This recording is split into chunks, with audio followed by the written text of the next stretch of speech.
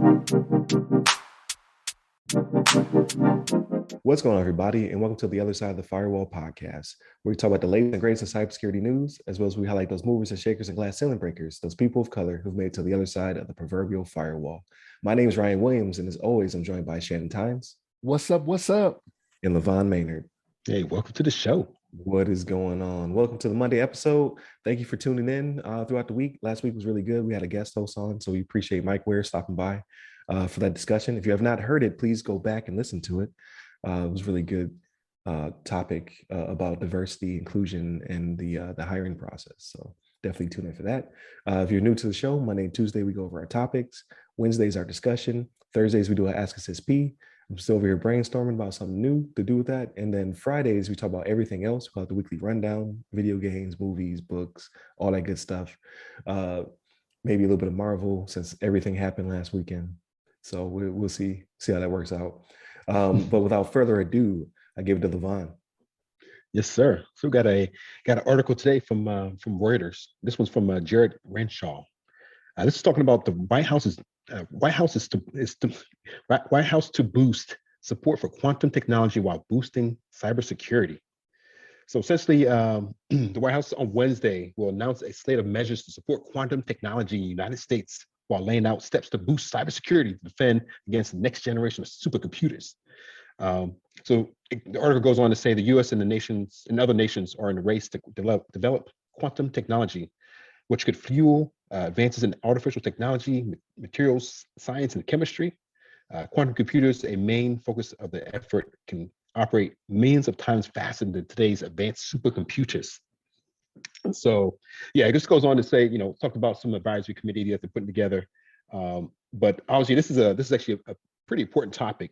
Something I've talked to some other teammates of mine that I work with. But quantum computing is coming up pretty quickly. It's starting to become more and more talked about. It's obviously being researched and developed. But there's some big implications with quantum computing because obviously we have a lot of encryption technology that we're using nowadays that relies on a certain amount of bits that our computers nowadays will take maybe years to process and to decrypt or to hack. But with some of these quantum computers, it potentially can be done, in minutes. Things that take years can be done in minutes with some of these machines that they're have the potential of developing. So it's a pretty important topic and something that we have to be kind of on alert for. Let me see here. There's something else I was going to mention in this article, but yeah, it's pretty much Biden is putting this group together. It's going to announce some of the members in the upcoming weeks. But yeah, it's something that's obviously very important. Something we have to kind of keep an eye out for.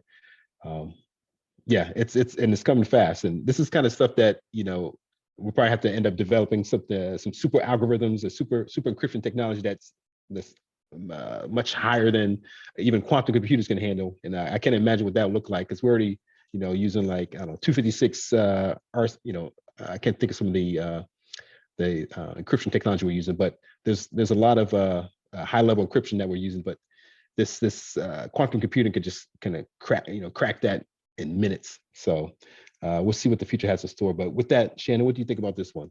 So yeah, man, like you were talking about, man, like the quantum computing is already out there, right? Like you were talking about with the encryptions being broken, triple dead, stuff like that. Like it is blowing through some of this stuff that we use for banking and even some of like national secrets and stuff like that, right? Like there's stuff they're doing. Now, granted, you have defense in depth, right? Like you got to go through several things before you get to the really important stuff. There's all types of levels and things of that nature. But yeah, this is already here, right? Like this is something that when you read it, you're like, oh, okay, well, I don't think that's something that's going to happen for another 5 years down the line, right? Like I don't know if you guys ever saw what was the Tom Cruise movie where he predict the future crimes? Oh, Minority Report. right. Minority Report. So like, remember how he was like on the screen and doing all that, and people were like, "Oh, well, that's cool," or whatever. That technology was actually out there at MIT at the time. I think it was MIT. Right. was where it was, right? So people were seeing that like, man, that's what the future is like. No, that's what the present is like. Right. That was already out there being used. Like they didn't come up with that just for the movie. It was something that was already out there. But yeah, no, Right. this is something that's definitely needed. And there was something else in here that I saw that I was like, okay, this is what the good part was. So establishing the working group between the public and private sectors to generate research and collaborate on quantum resistant standards, right? Again, because it's already out there. What's the other thing? The presidential directives being released will help us balance the scientific and economic imperatives to move fast with our obligation to protect our people, communications, and investments, right? So that's a key thing too, right? Because right now, the way a lot of this works is that you'll have the public sector will be out there coming up with technologies and doing these things the private sector coming out and creating these things. And then when it comes to the government, they got to kind of play catch up, right? Like it's one of those things where they got to kind of be like, hey, we want to get in on this or we want to do this. What they're trying to do now is like get in on the ground floor of doing all this stuff to say, hey, let's be prepared. Let's not have to wait for it to come from whatever big company, for us to get what we need. So I think it's a good thing. Doesn't hurt to get in on it, right? I'd like it to be more than just an executive order, but the current administration is trying to do what they can, right? And with the fastest way possible. You know what I'm saying? But Ryan, what's your thoughts on this? So I think it's interesting, right? I think I hate to knock it. I think from an AI perspective, from just business in general, and for weak encryption, so not your type A encryptors that NSA is using or anything like that. I think it's definitely a threat. Like it could definitely be a problem, especially brute force and all that stuff. That's why we need to get away from passwords. But we'll talk about that later in the week. I think it would be a menace once it's out there, right? So that's why all the governments want it before the other governments get it. China already says they have the first quantum satellite in space. We don't know if it actually is or what it actually does, per se, at least not from a civilian standpoint. I'm sure the governments know what's going on with it.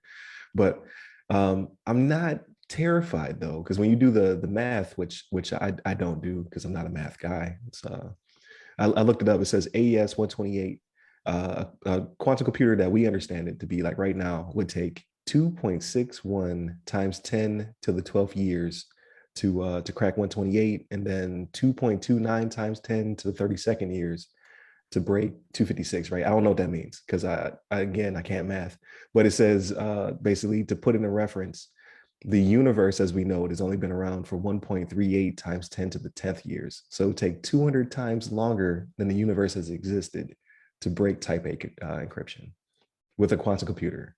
So think we're still good.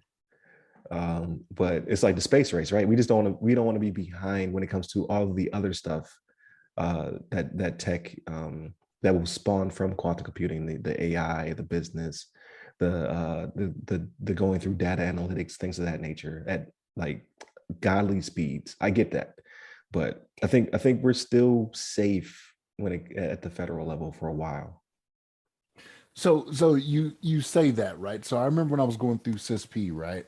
The instructor there, he was bringing up, he showed us an article about this. So what you're talking about is quantum computing that we have now, right? Yeah, So today, right? that's what we have today. But Yeah. like because of quantum computing, like that next leap forward, when it goes up, we're gonna get there faster than what we have in the past, right? So Right. it took us 20 years to get there, maybe 2 years now, right? You know what I'm saying with quantum computing.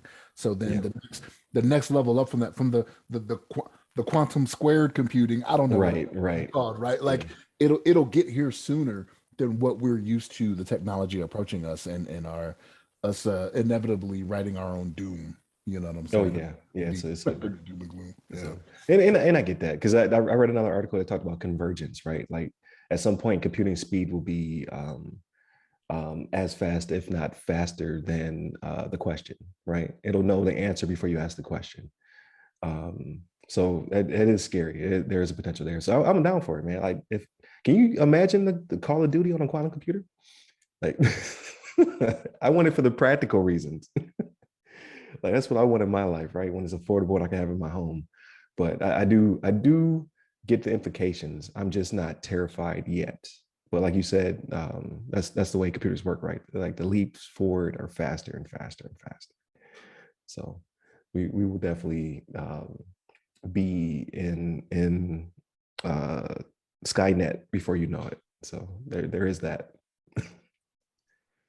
But it's definitely a fascinating article, and I'm down for the executive order, and then that will lead to change, right? That'll lead to organizations stepping up. Like I'm sure CISA and a bunch of other organizations are already writing techniques, tactics, procedures to go along with it. And um, the best and brightest are trying to push us forward. We had a sidebar about Elon. He probably already into the quantum, right? Like some Starlinks already being set up, but the implications on GPS, stuff like that. So yeah, so there is a lot happening with it. So it's definitely interesting. I hope the topic comes back up again in the near future, so we can see kind of like how it's moved along, kind of like how they did the last executive order, and now CISA actually has some teeth behind it, and they're pushing forward to talk to businesses and what have you. So I'm down for it. But with that being said, thank you for tuning in. Again, Monday and Tuesday are our topics, so definitely tune in tomorrow for the next topic. We try to keep them short and sweet. Wednesdays, our discussion. I think that want to be a good one about passwords or the future of not having one. So definitely tune in for that. And then Friday, everything else. So movies, books, no spoilers, right? I did see the end of Moon Knight and the Multiverse of Madness, but I won't spoil it. So, but definitely tune in for our takes on that. So hit up all of our social medias that go by our name, and then hit me up personally. I'm at RyRy Security Guy. That's RYRY Security Guy on Twitter, TikTok, LinkedIn, and Clubhouse. And you, LeVon? Hey, hit me up on the Twitters at LeVon Maynard. There it is. Stay safe, stay secure. Take care.